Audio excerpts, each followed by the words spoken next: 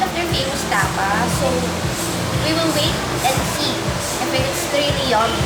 So let's wait. It's really famous. I love it.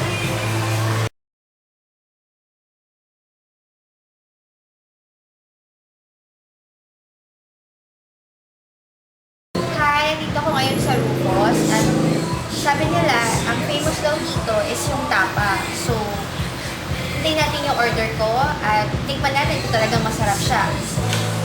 Tara, tikman natin.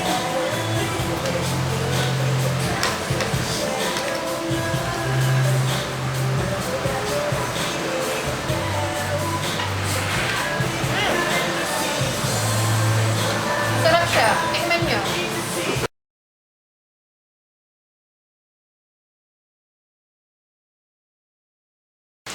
I'm here in Tagaytay in Palace in the Skies, which is so-called People's Park, which Imelda Marcos built as a guest house for the former U.S. President Ronald Reagan. But unfortunately, the former President of the United States never came to visit Philippines. And now, the People's Park is abandoned.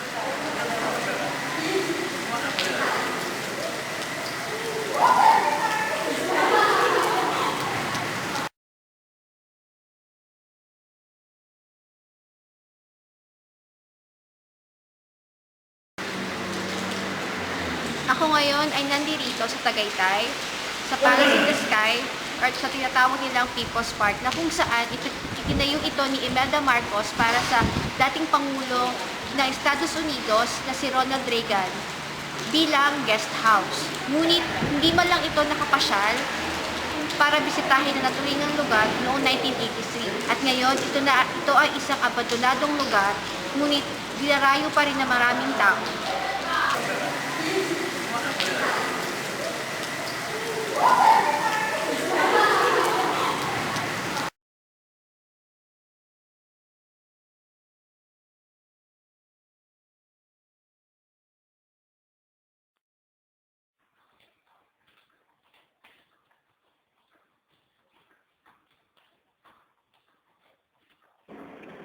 Boxing is a combat sport in which two people engage in a contest of strength, speed, reflexes, endurance, and will by throwing punches with gloved hands against each other.